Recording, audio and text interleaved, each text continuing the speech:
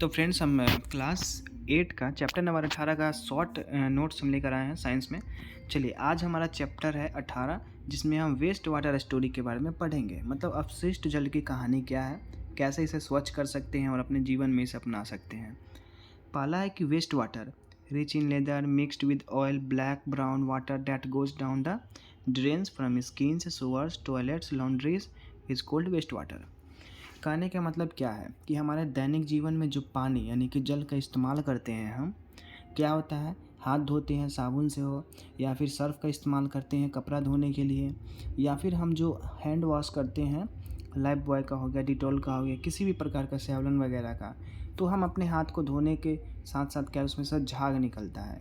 तो वो झाग जब पानी में मिल जाता है तो वो वाले पानी जो हो गए वो अपशिष्ट जल हो गए। उसका इस्तेमाल ना तो हम पीने के लिए कर सकते हैं, ना ही हम खाने के लिए कर सकते हैं, खाना बनाने के लिए। तो ऐसे जल को हम अपशिष्ट जल बोलेंगे। दूसरा कैसा होगा, अगर जल है रखा हुआ उसमें अगर तेल गिर गया तो वो जल हमारा अपशिष्ट हो गया। वैसे ही अगर कोई पानी काफ़ी दिन से हम किसी बर्तन में रख दिए हैं, वो जब 10 दिन 15 दिन 1 महीना गुजरता है तो उस पानी में कुछ नीचे से अपशिष्ट पदार्थ आ जाते हैं, दिखने लगते हैं काला तरीके से। तो वो जो ब्लैक ब्राउन होता है वही जो जल होता है वो अपशिष्ट जल होता है। अब क्या होता है, जो नदी नाला तालाब होते हैं, यही सब जल को हम अपने घर से बाहर निकालते हैं, ये नाली से होते हुए उसी नदी नाला तालाब में जाकर मिलता है। दूसरा देखिए कि जो हम नहाते हैं तो क्या करते हैं, हम नहाने के दौरान हमारे जो स्किन हुई, त्वचा हुई, उस त्वचा से क्या होती है कि मलमूत्र निकलती है। तो वो सारे जो गंदगी होती है वो फिर जाती है जल से निकलते हुए बाहर जाती है नदी नाला तालाब में। फिर सोवर्स जो हो गए हमारे, झरना हो गए, उससे जो पानी गिरती है नीचे जब हम नहाते हैं तो वो गंदे पानी हो गए। टॉयलेट जो यूज करते हैं हम तो वो पानी गंदा हो गया, उसका इस्तेमाल नहीं करते हैं हम। लॉन्ड्रीज हो गए, कपड़े वगैरह धो ले तो वो सारे जितने भी धोने के बाद पानी बचते हैं वो सारे जो जल होते हैं वो वेस्ट वाटर यानी कि अपशिष्ट जल है। Waste water is generated in homes, industries, agriculture field and in the other human activities. This is called sewage. Sewage का मतलब क्या होता है, मल। जितनी भी गंदगी होती है उसे मल बोलते हैं यानी कि सीवेज। तो वेस्ट वाटर कहाँ से होते हैं, हमारे घरों से निकलती है। इंडस्ट्री मतलब जितने भी फैक्ट्री हो गई, औद्योगिक चीज़ें हो गई, इंडस्ट्री का हिंदी है औद्योगिक। तो जितने भी बनते हैं, जैसे बिजली बनते हैं तो कहाँ बनते हैं बिजली, पावर प्लांट में। वहाँ पे क्या होता है, कोयला का इस्तेमाल करते हैं, डीजल का इस्तेमाल करते हैं, पेट्रोल का इस्तेमाल करते हैं।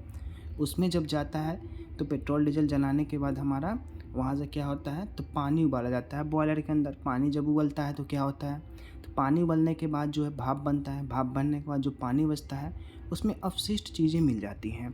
जितनी भी धुआं हो गए जिन निकलती हैं बॉयलर के एसेस से, वो सारे एसेस उसके अंदर जा गिरती हैं। तो वो जो हमारे जल हो गए वो क्या हुआ, अपशिष्ट हो गया। तो वैसे जल को हम लोग वेस्ट वाटर बोलते हैं। तो इंडस्ट्री से निकलने वाली चीज़ें हो गई। उसी प्रकार से अगर आप देखें कि आपको ये क्या कहते हैं, लॉन्ड्रीज में चले जाएंगे आप, कपड़ा धुलाई की जहाँ पे जगह है तो वहाँ क्या करते हैं, वो तो पानी को लेते हैं, कपड़ा धोते हैं, तो वो अपशिष्ट जल हो गया, तो उसका इस्तेमाल वो नहीं कर सकते हैं। उसी प्रकार से आप एग्रीकल्चर फील्ड में जाएँ, जब फलों और सब्जियों को धोया जाता है तो धोने के बाद पानी को फेंक दिया जाता है। क्यों, क्योंकि वो अपशिष्ट हो गया है, उसका उपयोग नहीं कर सकते हैं। वो और भी जो हमारे मानव जीवन में यूज करने वाले जितनी भी चीज़ें हैं, हाथ पैर धोते हैं तब सारा पानी गंदगी निकलता है, तो वैसे ही पानी को हम इस्तेमाल नहीं कर सकते हैं। इसीलिए इसको हम क्या बोले हैं, सीवेज बोले हैं यानी कि मल। Sewage sewage is a liquid waste which causes water and soil pollution. ठीक है, कहने का मतलब है कि मल जो है वो एक लिक्विड वेस्ट है, मतलब कि तरल पदार्थ के रूप में अपनाया जाता है, जो जो क्या करता है, तो पानी को गंदा करता है और साथ ही साथ भूमि को भी गंदगी करता है। अब भूमि को गंदगी कैसे करता है भाई, तो देखिए हमारे बात को। अब क्या हुआ कि आपने अपने घर में क्या हुआ कि कपड़ा धोया, कपड़ा धोने के बाद जितने भी जो सर्फ के फेन रह गए, जो लेदर कहते हैं, फोम भी कहते हैं उसको, तो वो फोम को आपने ऐसे ही खेत में फेंक दिया। तो खेत में जैसे ही फेंका आपने, तो सर्फ में जितने भी मौजूद अपशिष्ट पदार्थ थे पानी के अंदर, पानी तो गया धरती के अंदर, लेकिन पानी के साथ जो मिलने वाले सर्फ के कण थे, छोटे छोटे पार्टिकल्स थे, वो सारे मिलकर भूमि को गंदगी फैला दिए। वहाँ पे अब इस्तेमाल नहीं कर सकते उस भूमि का। अगर फसल उगाते हैं तो हो सकता है वहाँ से जो फसल है वो ख़राब हो जाए, नष्ट हो जाए आपका, क्योंकि पेड़ पौधों को भी स्वच्छ जल की आवश्यकता होती है। चलिए, waste water is treated in a sewage treatment plant. जितने भी अपशिष्ट जल हैं इनको साफ़ करने के लिए एक प्लांट बनाया गया है। प्लांट वो पौधा नहीं है, ये प्लांट मतलब कि एक मशीन का पूरा फैक्ट्री बैठा हुआ है, जिसके अंदर अपशिष्ट जल जाएगा, उसकी सफाई होगी और फिर उसका हम उपयोग करेंगे। Treatment plants reduce pollutant in waste water to a level where nature can take care of it. जितने भी वेस्ट वाटर को ट्रीटमेंट करने वाले प्लांट बने हुए हैं, यानी कि मशीनें को फैक्ट्री के अंदर बैठाई गई हैं, वो सारे क्या करते हैं कि हमारे अपशिष्ट जल जो होता है, उस अपशिष्ट जल से पदार्थ को रिमूव करते हैं, निकाल लेते हैं गंदगी को, और इसका पूरी तरीके से पहले जैसा जल को बना देते हैं उपयोगी। Where underground sewage system and refuse disposal system are not available, the low cost on-site sanitation system can be adopted। जहाँ भी जिस जगह भी आपके अंडरग्राउंड सीवरेज सिस्टम मतलब धरती के अंदर मलमूत्र के निकलने का रास्ता नहीं है, या फिर वहाँ पे मलमूत्र को समाप्त करके जल को स्वच्छ बनाने का सिस्टम नहीं है, मशीन नहीं लगाया गया है, तो वैसे जगह पे क्या करना है आपको कि कम बजट वाले, कम पैसों में लगने वाले ऐसे उपचार को ढूंढिए जिससे कि जो जल हो गया अपशिष्ट जल, उसको सफाई कर पाए, या नहीं तो कम से कम उस जल में जो अपशिष्ट पदार्थ है उससे कोई बीमारी ना फैले हमारे चारों तरफ। वैसे कोई सिस्टम नियम लागू किया जाए, हमें ध्यान रखना चाहिए ऐसे चीज़ों को। तो उसके लिए बना हुआ है ऑन साइट सैनिटेशन सिस्टम। ये क्या करता है, ये एक मशीनी प्रक्रिया है जो कम पैसे में लग जाती है। दाम मुझे नहीं पता है, बट लो कॉस्ट है, तो कम से कम पैसे में आप लगा सकते हैं। जो प्लांट 5 लाख 10 लाख का लगता है, हो सकता है इसकी प्राइस लाख से कम में हो। तो ऐसे जो प्लांट होते हैं low cost on site sanitation system, इसमें क्या होता है कि मान लेते हैं आपके घर के सामने में किसी का गौशाला है, उसमें से क्या होता है कि पानी जितने भी निकलती हैं गौशाला से किसके लिए, तो जो गाय होते हैं उनको नहाते हैं, नहाने के बाद जो मल मूत्र वाले जल होते हैं वो एक जगह जैसे गड्ढा में जमा होता है। वहाँ पे अब ऑन साइट सैनिटेशन सिस्टम लगा हुआ है। उसमें क्या होता है कि जितने भी पानी जो जमा हुआ वहाँ, उस पानी में क्या हुआ कि सैनिटेशन सिस्टम सारे पानी को अपने अंदर लेकर उसकी सफाई किया, और सफाई करने के बाद मल मूत्र को वहीं पे विसर्जित कर दिया, जिससे कि जो वहाँ रहने वाले आसपास के लोग हैं, पशु पक्षी हैं, उनको किसी प्रकार का दिक्कत ना हो और कोई रोग उत्पन्न ना हो, कोई कीड़ा मकोड़ा ना आए जिससे कि वो वायरस के तौर पे फैल जाए। तो इसी प्रकार से बचने के लिए उस चीज़ का इस्तेमाल करते हैं सैनिटेशन सिस्टम का। ठीक है। By products of waste water treatment are sludge and biogas. कहने का मतलब है जो हम अपशिष्ट जल होती है, उस अपशिष्ट जल को साफ़ करने से हम क्या क्या प्राप्त करते हैं, तो उससे एक तो बायोगैस ले सकते हैं और दूसरा स्लज यानी कि कीचड़ बनता है। अब देखिए, बायोगैस का आमतौर पर प्रक्रिया क्या है कि इसका इस्तेमाल करके आप ऊर्जा बना सकते हैं। जैसा हमने अभी बताया था आपको कि बिजली बनती है कोयला या फिर डीजल पेट्रोल डालने के बाद, तो वो चीज़ें आपको बायोगैस के अंदर भी देखने को मिल सकता है कि बायोगैस से आप उतने स्तर की बिजली नहीं बनाएंगे, लेकिन जो भी बिजली बनाएंगे आप बायोगैस से, वो आपके लिए उपयोगी होगा। मतलब कम बजट पे, यानी कि समझिए कि आपको लाइट जलाना है तो लाइट जला सकते हैं आप, ऐसा बायोगैस के थ्रू बन सकता है। Open drain system is bleeding place for flies mosquitoes organism which cause disease. जो खुली नाली वाली संचार प्रणाली है, जैसे कि कहीं भी पानी बहा दिया, गौशाला वाला हम एग्जांपल ले लेते हैं। गौशाले वाले आदमी क्या थे, बहुत तेजस्वी थे।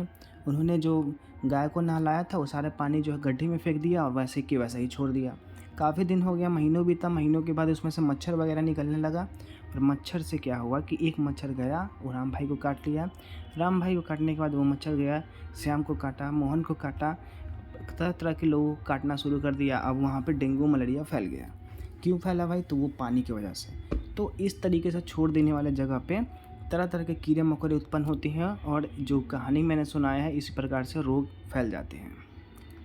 We should not defect in the open और it is possible to have safe disposal of excreta low cost method. हमें क्या करना चाहिए कि खुले में शौच नहीं करना चाहिए। गांव में आप ज़्यादातर देखते होंगे लोग लोटा लेकर चले जाते हैं खेत में शौच करने के लिए, ठीक है। तो वैसा नहीं करना चाहिए। वहाँ पे क्या होगा, शौच किए गए हैं वहाँ पे मक्खी मच्छर वगैरह कीड़ा मकोड़ा बैठेगा, वही मक्खी मच्छर आपके घर में उड़ कर आएगा, आपकी स्किन पर बैठेगा, आपके खाने पर बैठेगा, तरह तरह की चीज़ें पर बैठकर वो क्या करेगा, तो रोगों को उत्पन्न करेगा, फैलाएगा। तो इससे बचने के लिए आपको खुले में शौच नहीं करना चाहिए और कोशिश ये करनी चाहिए संभवतः कि कम बजट वाला जो मशीन हमने बताया था ऑन साइट सैनिटेशन सिस्टम, उसका इस्तेमाल ज़रूर करें ताकि आप कम से कम मलमूत्र से बचे रहें और रोगों से बचें। सीवेज ट्रीटमेंट देखते हैं अब, यानी कि मलमूत्र के क्या उपचार हैं। एरेशन होते हैं। एरेशन में क्या होते हैं, वास्ता में क्या होता है कि वायु को जो होते हैं कण पार्टिकल्स जितने भी मलमूत्र हैं जल के अंदर बसे हुए, उसको हिला हिला कर उसको हम बाहर निकालते हैं। अब ऐसा कैसे हो जाएगा जी, देखिए बताते हैं।